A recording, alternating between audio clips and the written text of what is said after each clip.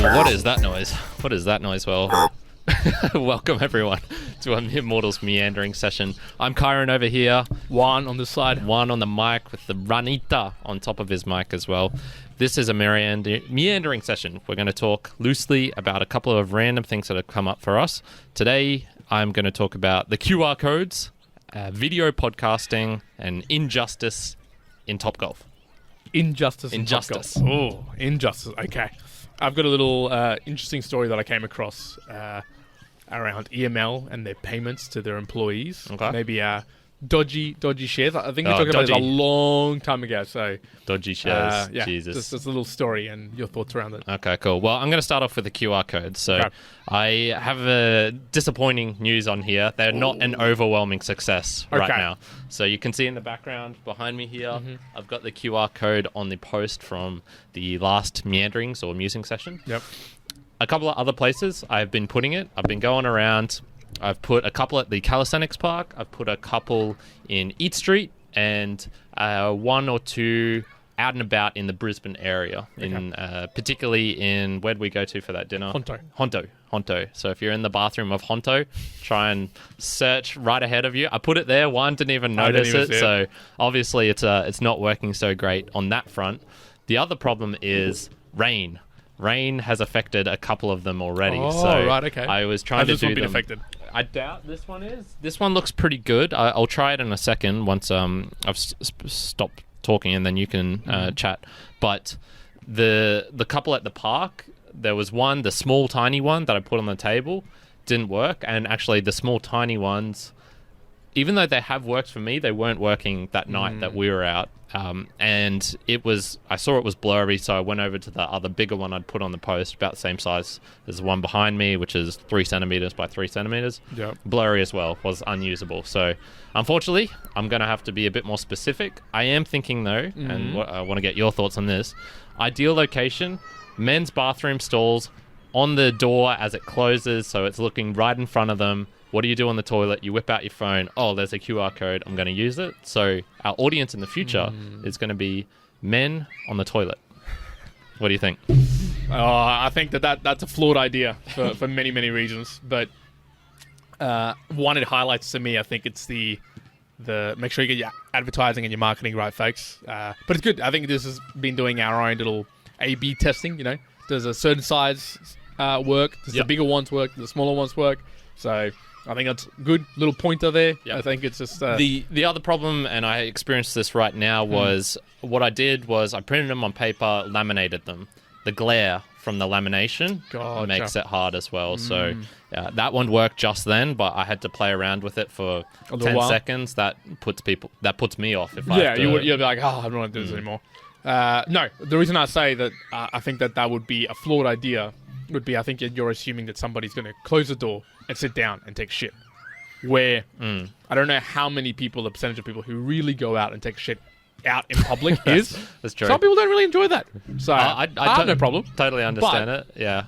So I'm thinking if you're putting on the back door of a male's toilet, sure, you might whip out your phone, but you're probably going to be looking down at your feet or looking at your phone already. So you're not going to be turning around and then keep on looking at your phone or looking up. Yeah. So I think that might not be the best place to be visually being like, maybe for a female toilet, they'll always have to sit down. Yeah. So I am wearing a female's hat as we speak. That's right. Yeah. Kyrina could be making her appearance in your local female toilet. There you go. So I think that would be a better approach for the QR codes. What would be so if you had to put a QR code anywhere you could, where would you put it so that it would be the absolute... And no one can take it down. Exactly, that would have to be the caveat. It would definitely have to have, 1, a lot of foot traffic, and 2, foot traffic that goes still for a moment. So probably, I think you've already suggested that the ideal place would be on a post where people are waiting across the street. But if I could get anywhere, I'd maybe just put a giant QR code in front of on the South Bank wheel or something. It's just like, why not? Let's see if that works. All right, you didn't think too extreme enough, I think. You got a bit extreme with the Ferris wheel, but we were talking about anywhere. So it won't get taken out. So I put it on. I'd tattoo it on the Prime Minister's head. I'd put it on the Prime Minister's head. That was going to say. I put it on the Prime Minister's head, like right on his forehead. Can't take it down. On TV every single day. No, at the moment I put it on whatever the New South Wales Premier is, because she's on every day at 11 a.m. So nice. put her on her forehead. Everyone's going Nice. to see it. Everyone who's locked down on New South Wales will be keeping a tune eye on the QR codes. There you go. But then the association with that is it's That's true. COVID That's true. related. That's true. It's- Maybe people don't like them, But they'll scan the QR code and we'll make the front page say something like, "Do you also hate this person?" yeah. Feel free to follow the Me and Moles podcast. Okay. You're right in tune. Very Or good. it'll be like an AI related thing, so it'll know whether you hate COVID or like pro COVID, against COVID, or whatever it may be. Yeah, And just know and change it up. Yeah. Actually, something that got talked about in one of Joe Rogan's podcasts, and I wanted to talk to you about this, was COVID. Do you think there's ever been, or in the last few years, something so polarizing in society in terms of a conversation? Like, I think, because they were mentioning things like climate change, but climate change is it was big, but then some because it's not immediate, so people stopped thinking about it. There was lots of debates around black rights and being very oppressive, diversity. That's all diversity both in say female male ratio, diversity in gender balance, color balance, whatever it may be.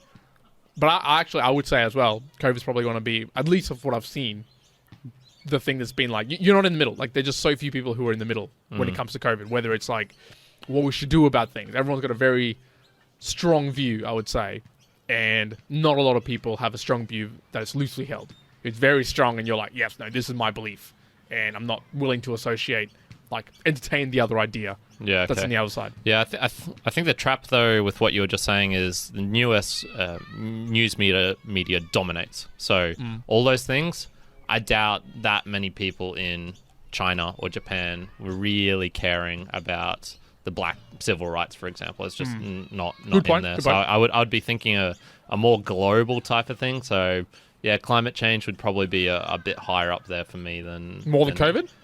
No, COVID is definitely the number one. Okay, But the GFC, who was responsible for that? Maybe that could, because that affected pretty much across the whole world, that sort of thing. So that would probably be. All right. Well, while you're talking financial stuff, so GFC, you mentioned GFC, and so there was this thing that I came across, and I wanted to tell you about it pretty immediately. But I was like, I'll save it for the podcast, and the mere mortalites can hear it too. Good. So EML is a payments company.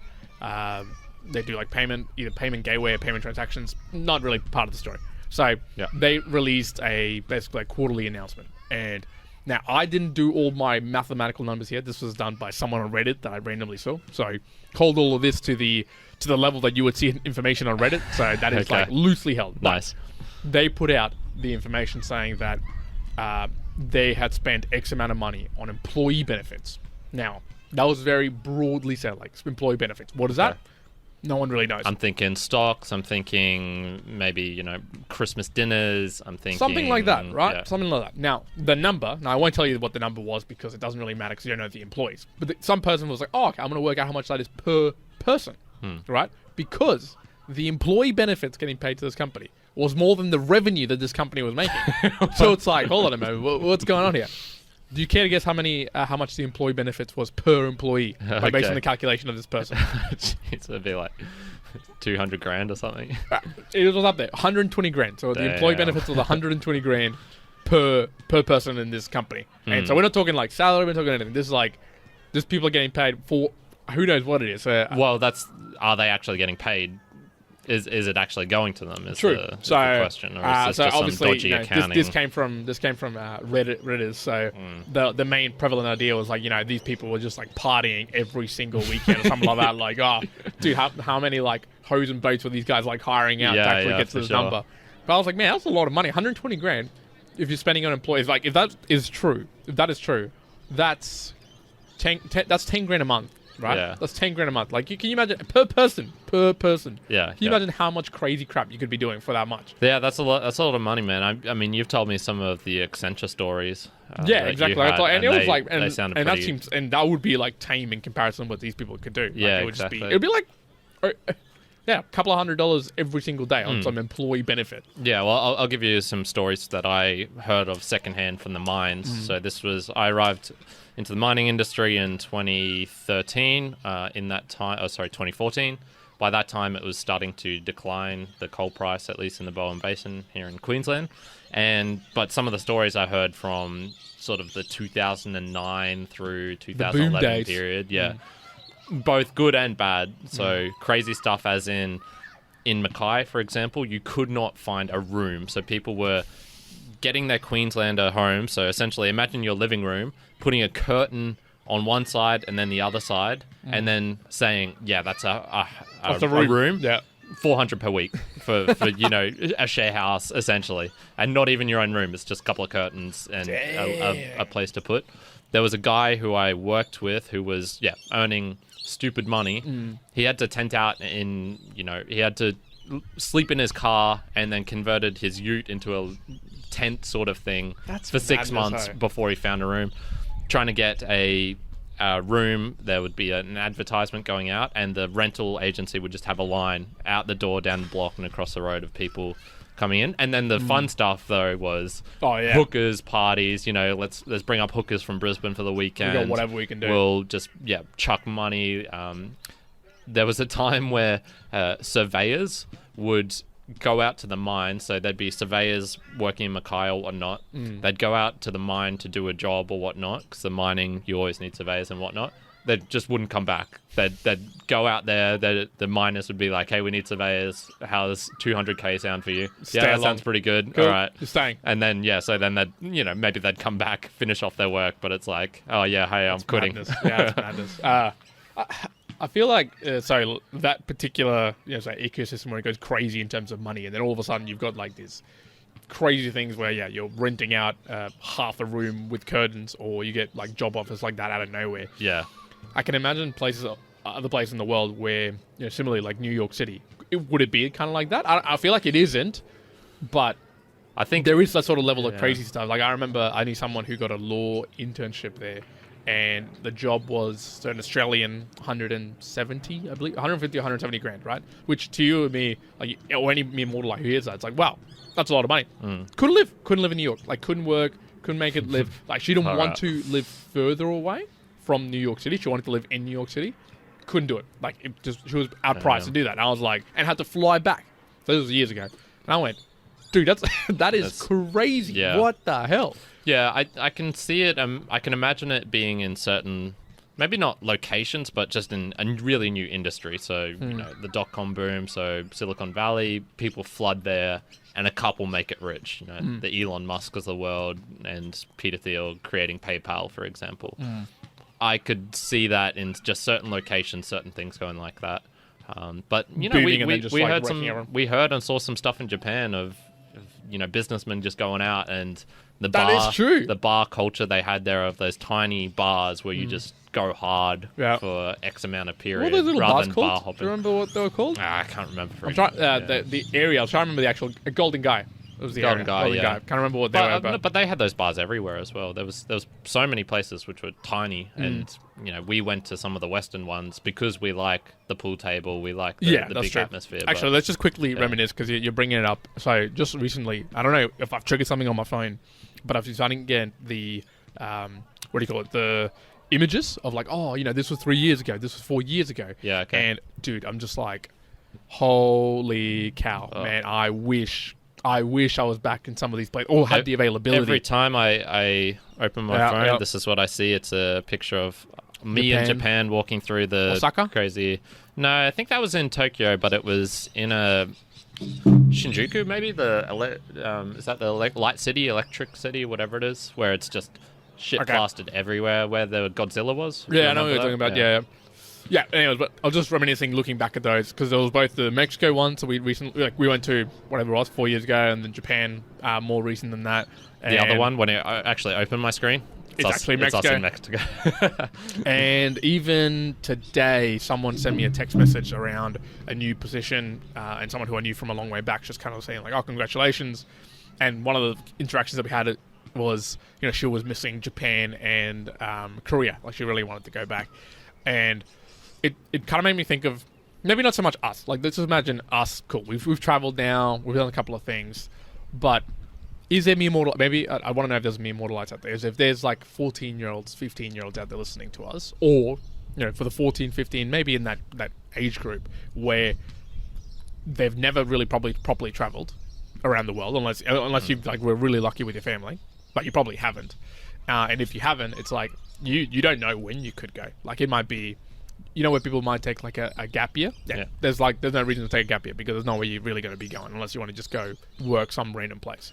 Yeah, I think you can, because I have seen people, YouTubers and stuff, still doing that stuff. They're still Traveling. able to travel. Yeah. There's this German guy who's, oh man, he's fucking crazy. He goes into the barrios and goes into the bad Wait, barrios. are you talking about Australians traveling here? This was a German dude, but this is... because we're like, well, sorry, okay, let me be specific. I'm talking about here Australians. So for the mere mortalised Yeah, people, like what I'm saying is I think an Australian, if they want it bad enough, they can get out. Coming back in will be a problem. But I think if you want it bad enough, you'll be able to leave under whatever pretense. Then once you're in Colombia or whatnot, you can... Oh, you're fine once you get out. Ways, but I thought that the thing now was, and look, if you actually care, go look it up. I'm pretty sure it was that you can't leave Australia unless you've got a confirmation from whatever department it is to say yes, you're allowed to leave. Yeah. I like I said, I think it'd be really hard, but if you want to, I think there's always ways. There was one person actually who wanted to go for a business reason, like they had a genuine business reason, got declined, couldn't go. Yeah. So it was like, got to be persistent, man. That's you true. Want that travel? Got to hit them up. That's you true. want that COVID? You have to work for earn it. You want that gap year? Yeah. That's it. Go get it. But I think we talked about this offline as well. The fact of traveling once COVID dissipates to maybe the less explored places where they're going to be yearning for some. Yeah, we're not going to see the real effects for COVID for probably like 2 years, and that's when you'll get. I don't know. Maybe the whole hospitality and hostel industry will change. Maybe I won't have to go to dirty ass rooms anywhere because everywhere is going to be clean and whatnot. I don't think that will be the case. I think there's going to be a genuine decline in a lot of hospitality places. Like I could imagine hostels and that, unless they're just self-sourced or something else, a lot of them would shut down, right? Yeah. In these not like kind of upcoming countries. Like I know one. There was one called the drunk koala, something like that in Guatemala. It was where I went a couple of times, and yeah, the dude, unfortunate dude, had gotten an offer just before COVID. I'm talking January or something for a bunch of money, declined. Boom. And then boom, COVID happened. Then he, essentially went under, couldn't pay the mortgage on the place, etc., etc. So brutal to hear. Yeah. For me, short-term profit gain, I reckon you could do if you had some cash in you, is when it kind of opens back up, and it's risky as hell. But you could set up some nice franchises worldwide of like whatever hostels or other places where it's been really heavily impacted, and I reckon you'd make a killing. Yeah. I think there'd be uptake so quick. There's people itching out there to create do stuff. Yeah, definitely. Yeah. I'm going to get into the injustice of Topgolf. Okay. Topgolf, if you're watching this. Injustice of Topgolf. Why some injustice? So the scoring system there is so bizarre, man. I have no idea how it works. I've never even known how it works. So, you go there and the first game that they automatically bring up is Topgolf. And so it's just you score as many points as you can. The further you hit it, generally, the more points you'll get. But I was looking into it because, me, my brother, and my dad were all playing, and I was watching where he hit it, how much points he would get for it on this thing. And it seemed so random, man. You hit it in the outside circle of the red one. I do the same thing, and he gets double or triple the points. Yep. And it bothered me enough that I feel like hard done by. I feel it was just an injustice was done to me that, I can sort of see it in the sense that maybe you've got good golfers and bad golfers coming, and so they try and even the playing field by switching it up, randomizing it a little bit. But for me, I dislike it. I feel like that defeats a bit of the purpose. I mean, that's what why should be very why should I raw. aim for the center section when I can get just as many points randomly hitting it on the outside section? Well, it defeats the purpose of playing 4 points at that point. Like, what's the play there? Just do it for then just don't do it with the game at all. Yeah. I did want to get your opinion on this, though, because you have done app development sort of stuff before. And have you done anything with apps or just online user experience extent, and whatnot? Why don't they have just a button, for example, where you can just open up the whole user experience? So I totally get you want to keep it restrictive. You want to force people to do certain sort of things within your app. But if there's a clamoring, and maybe this is the point, there isn't a clamoring, well, why couldn't you just have a button on the top right that says, you want the dark side, you want the cool shit, you click that, and then everything opens up, and then I can create my own scoring system, or I can make it more fair, or I can, create negative points for certain people or something I like get what that. you're saying. I get what you're saying. Just why, because there are so many systems out there which have all of these things. Spotify has all of these things, for example, or whatever your favorite, I don't know, YouTube app is or whatnot. There's plenty of things I could do on YouTube. I could create it so people had to watch every video I had at 1.25 speed and whatever. Why don't they have just a place where you can go click it and it's just crazy town? There's all the things in there. Yeah, I mean, there'd be a dual. I think there's two things that come to mind straight away why you couldn't do that. One is if they're not maintained functionalities that, like, the people who are creating it or owning it are, like, fielding. So if you go, okay, we'll just open this up randomly and allow you to do it. Let's just say you could, right? Then there's a very real possibility. What if you break it in some random shape, way, or form, or force your way into another way of getting into information that maybe you shouldn't? Like, let's just say for some random reason, it just has a loophole that you can view, even if you're underage, you can still view things that should be, like, restricted to you. Now, that's more like the buggy side of things, but because it's not the intended functionality, they wouldn't be caring to be checking for bugs or making it the right thing. So there's something to be said about that. Two, if it isn't the intended functionality, then, I mean, this is the lower end, but you could be having it so that it's performing in the way that they didn't want it to be. Now, obviously, if you're trying to do that, then maybe that's what you would want to allow someone to do, but there'd be a lot who'd be like, no, well, this is the experience we want to craft for our users. We don't want them to just go random. The third is, even though you're saying, like, oh, couldn't you just be like a button where it just, like, oh, opens up and does everything? Yes, you could, but you'd have to develop that. Like, just because it sounds like, oh, well, just open it up and let the person do it, unless it's like some sort of self-making code, and that's going to have limitations to tits. It's like the developer's going to have to code all of that stuff anyways. So it's not like, hey, go wild. It's just like the developer saying, okay, we're going to give them all this code, and then that makes it incredibly, incredibly complex. Because then you also open yourself up to, let's just imagine, with our podcast, let's just imagine we had a million people who, like, interacted with us, and we somehow open up our website so that, let's say we provided things like all of our episodes, and you could see all the details, but you could also see, like, the clothes we were wearing, who we were sponsoring, like, all this random stuff. And you could have genuinely someone say, like, oh, hey, in episode 152 you were wearing these shoes, but you actually said you were doing this, and can actually, like, reach out to you, and it's like, okay, well, do you want to open yourself up to, like, that level of detail which you didn't care about but now people have access to? So maybe it's that level. The biggest thing is, like, you're gonna have to, like, it sounds like it'd be easy, but you'd have to develop it. For sure. I'm just wondering how much stuff is hidden behind the scenes that people would enjoy, but the app or whatever it is just don't feel like utilizing it or putting it into use. And maybe it's just because I'm in this podcasting 2.0 phase where I don't really mind if the app breaks down on me and can't work and whatnot, because I'm sort of in that mood of, like, oh, whatever. The other thing as well you got to think about is in the bigger context. So all the apps you're looking at, man, they're just piece of shit in terms of size compared to, like, a proper development. So these guys are operating with, like, 1, 2, 3 developers. That's fantastic when you got a code base of, like, a couple of thousand lines. Awesome. It's maintainable, right? When you're talking full enterprise level, millions of lines of code, different, like, languages in there as well, you got multiple merges and shit like that. If you put random code extra in there to be like, oh, let's just look after this, you can better believe then you have to maintain that. That is, like, hundreds of thousands of dollars in terms of extra stuff. So even, like, a really simple thing, I'm, like, from experience, like, a really simple thing and something that we do with the federal government, right?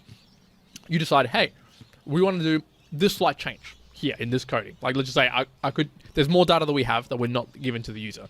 Let's just, if we were to say, oh, let's just make it available and let them do it, like, it would run into the millions of dollars to do that. Millions of dollars for a level of, like, enterprise like that. And for a small player, sure, maybe it'd be cheaper, but it just costs over the long run. Yeah, true. There you go. Juan, giving me the knowledge. Thank you, sir. Things. The last one was a video podcast. So we are a video podcast, I guess you could say. We put everything on. Would we say we're a on video YouTube. podcast? I hate saying that. I would just say we're a podcast. Yeah, a podcast that does video, whatever. I'm going to call out podcasts out there. I think if you're not doing video podcasts out there, like, if you're not videoing your podcast, you are missing out on a key piece that will become like something critical in 3 years. Yeah, I'm saying that right now. Yeah, I'd probably put that up there as well. For the most general, there are people who are audio specific. That's cool, but me personally, I really like them. But anyway, the point is, you can really only put your video podcast up on YouTube at the moment. That's really the only place. However, I have been experimenting, and I have actually found a way to get video podcasts onto actual podcast players. You have. So if you go to... these are the 3 places I've tested so far. Podfriend, yes. If you type in Mere Mortals, all in one without the space, you'll see something come up, which is Mere Mortals Podcast on Hive. Yep. Now, I don't own this, so I'm putting it up on a separate channel, sort of like YouTube, called 3Speak, and someone there somehow is putting it on Podcast Players. They're doing it. They're doing it. So I believe every single channel on there has now been created into a podcast. So imagine, you putting your video on YouTube, and then suddenly it's now in your Spotify app, whatever. Spotify, you can't do that at the moment. I have heard of Apple that you can actually get video ones on there, but I would need to submit our podcast to the Apple feed, and I don't really own it. So watch this space for that. So... and then there's all these restrictions. I tried putting up our 4K videos on there. And I mean 4K, the clips, 1 minute to 3 minute. No, not a chance. Not so decrease the size of them. There's still some buffering, but it's viewable. It's watchable. So if you are in a podcasting 2.0 app, in particular Podfriend and Podcast Addict, you can watch our videos in there, and it'll be a stream of clips, sort of like a normal podcast, I guess. I'm just thinking like futuristic, right? Like 5G will come along, and that's when it'll allow like streaming buffering like that to be available 5G for 1080. Oh yeah, to be allowed for like 1080 for those sort of streaming. Because at the moment there is limitations to that of how much you can actually load. I'm just thinking 6G.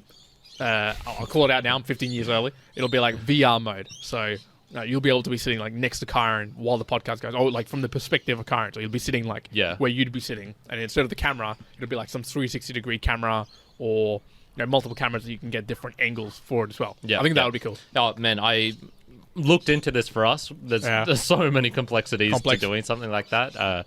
But man, if that might be well into the future for the Mere Mortals, but hell, I would be on top of that. All right. And I just want to say. Never have I conceived of a way that YouTube could be dethroned or toppled, but this sort of stuff I could imagine. There's another one on the No Agenda tube. Apparently, I have not tested out for myself yet. Apparently, you can do the same thing. You upload your videos onto there, and they'll put it out as a podcast to the podcast players. I like that. So, I like that. Yeah. Now, before I forget, because I think we're coming to the end of our meanderings there. Yep. And I want to just find this individual to make sure I don't forget. Because we've been doing a bit of a habit as well when we're interacting with people in person as well. Just want to make sure we give them a shout out. Okay. Yep. So there's an individual that I came across through our VFriends Discord, and he is Brisbane based as well. Now this individual used to be a project manager for a long time, like an engineer, mechanical engineer, and was doing his MBA, I believe. And then just recently decided like, nah, fuck that. I'm going to become an entrepreneur. I'm going to do all this stuff. Right. So his name is Aldridge. I'm going to say his last name just in case. But Aldridge, he watched a couple of our videos, and he really enjoyed your thumbnails as well. Oh, yeah? He called it out. He sent me a message being like, wait, dude, I really like the book reviews. Okay, the book reviews. Yeah. So, Aldridge, cheers. And he said he'd also like to join us for the community Bitcoin conversation. It's going to come up. So he's actually going to be there. Nice. So I was like, cool. Be cool to meet you. And good. Dude does really cracking videos. So he literally, like I'm telling him, like he literally started 5 days ago. He's got one video out on YouTube. I'll talk to you about it offline. Crisp, clean quality. Yeah, I actually said to him, it's taken us to literally to today to get the quality that he has, and he's even crispier. Damn. I was like, dude, very good job. There's some cool stuff out there. But he's followed our Mere Mortal stuff and everything, so I appreciate that, man. We definitely do appreciate that. Yep. And you are correct. We have come to the end of the meandering session. What do you think about Topgolf? Are they racist to me? I think they are. Racist to you? Yeah. Are they oppressive? Yeah. What do you think about what were you talking about? The global dynamic, the biggest thing that's occurred. Yeah. Is COVID really the biggest thing that's been on the news or on the tongues of people as we speak? The most divisive. The most divisive thing. Is it? Might be. But might be up there. If there's someone else who's been more divided by something else, I'd be keen to hear what it is. Yeah. Because maybe there's something like here in Australia we're not hearing. Like if someone in India tells me, oh, dang, I've been really divided because, I don't know, goat wars, some shit like that I have no idea about. I'd love to know. Yeah. Or like, if someone in China can tell me, like, something else going down there. Yeah. Cool. Yeah, I'd love to know. That'd be cool. Other than that, my request for you is check out the video podcast. So Mere Mortals, no space in it. Go on to Podfriend, Podcast Addict. Those are the two that I know of for sure. Have yet to get round to all of the others. So, it's on Podverse, for example, but it's just on the audio. So it's not all of them that you can get in the video format. But it's very cool, people. Exciting. There's the future. The future now. All right, folks, that's it. One out. Kyrin out.